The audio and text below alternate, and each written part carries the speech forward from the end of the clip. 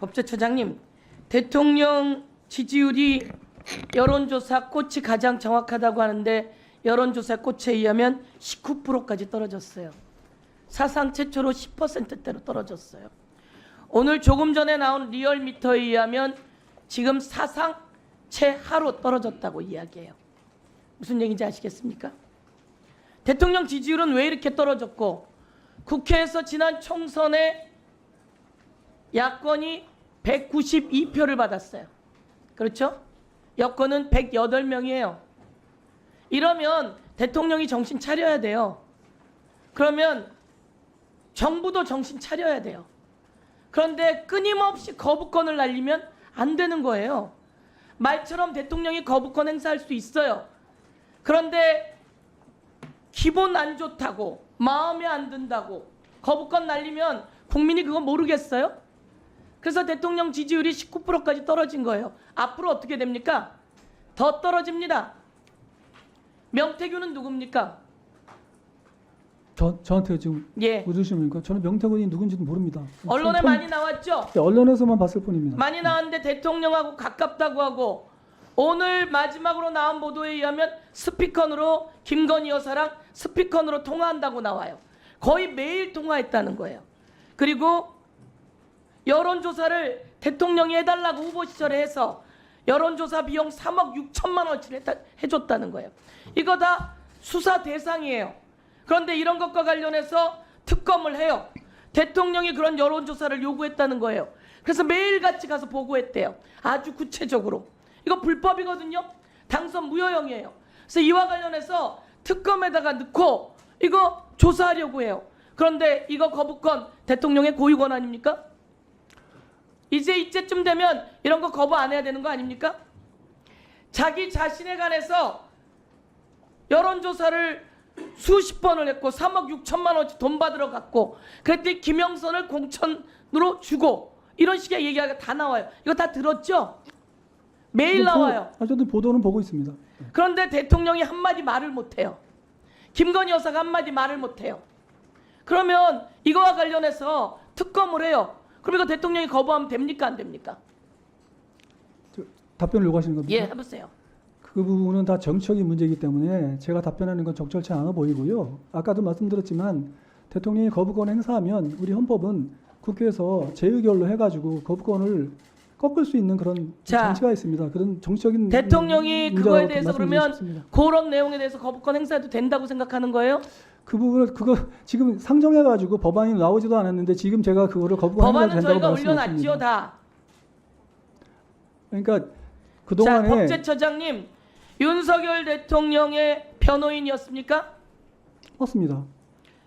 윤석열 대통령 장모의 변호인이었습니까?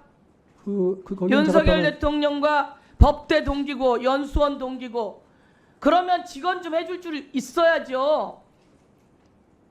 이거 완전히 보훈으로 오신 거 아니에요? 한동훈 법무부 장관 출신의 국민의힘 대표가 용산에 인적 쇄신이 필요하다는 거예요. 그러면서 무슨 얘기를 했냐면요. 김거리 라인에 7인의 간신을 이야기해요. 한남동 간신 7인. 이런 정도는 얘기해야지 되는 거예요. 노무현 대통령 때 노무현 대통령하고 검사와 대화했었죠? 그렇습니다. 그때 노무현 대통령에게 온갖 거 갖다 대치기해서 물으셨죠? 이것에 대해서 이랬던 사람들이 왜 법제처장까지 하면서 한마디 말을 못하죠? 그리고 가까우면 얘기하세요. 그리고 거부권이 맞다 이런 얘기하지 말고 다니세요. 이제 정권 끝나가요. 옆에서 가까우면 조언해줘야죠. 제가 법령 해석과 관련해서 하나 물어볼게요. 법령 용어를 우리가 문제 제기를 하는데 법령 용어 순화 팀장 이름이 뭡니까? 법령 용어 순화 팀장 이름이 뭡니까? 법제처의 직원이에요. 우리가 매번 질의합니다. 조영경입니다. 누구요? 법령 용어 순화팀 팀장 이름이 뭡니까? 이상현 과장입니다. 모르고 있습니까? 그 사람 개인적으로 잘 압니까? 잘 압니다. 예. 그런데 왜 대답을 못해요? 왜 답변을 이렇게 바꾸세요? 제가 조직표를 쭉 외우고 있는데 그 밑에 자, 마지막 조직에 있는 띄워보세요. 과장 이름 생각나서 여기 그렇습니다. 우리가 맹인 장애인들 법률에 관한 용어를 정비해야 되는데 제대로 정비를 못하고 있어요. 정신병자, 맹인 이런 말이 법령에 그대로 남아있단 말이에요. 이런 거 고쳐야 되는 거 아니에요. 그래서 우리가 법령해석팀장이랑 항상 이야기를 하는데 수사팀 이름도 모르고 있고 개인적으로 잘 안다고요? 이름도 답변을 못하더니 뭘 개인적으로 잘 알아요. 네, 정리해 주세요. 연결하면 안 됩니다. 네, 이상입니다. 네, 말씀드려도 되겠습니까? 네, 간단하게. 답변 짧게 끝났습니까? 하세요. 예, 끝났습니다. 네. 이제 답변을 원하지 않으시면 네. 답변하세요. 잠깐 답변할까요? 짧게. 네. 네. 의원님께서 말씀하시는 그 여러 가지 우려, 저에 대한 우려는 충분히 뭐 그렇게 생각하실 수 있다고 보입니다. 그래서 그런 점은 저도 항상 그 업무를 처리함에 있어서 유념해서 정말로 이렇게 정말 제가 아까 말씀드린 대로 법치주의를 지키는 그런 법제처장이 되려고 노력을 하고 있습니다. 그런 점 좀 양해해 주시기 바라고요. 지금 말씀하신 행정규칙 문제는 일괄 정비를 그동안에 쭉 해왔는데 지금 말씀하신 부분에 좀 남아 있는 부분은 신속히 정비하도록 하겠습니다. 네, 처장님 답변 태도와 관련해서 한 말씀 지적합니다. 네. 그 처장님 지금 현직 검사 아니죠? 네. 네.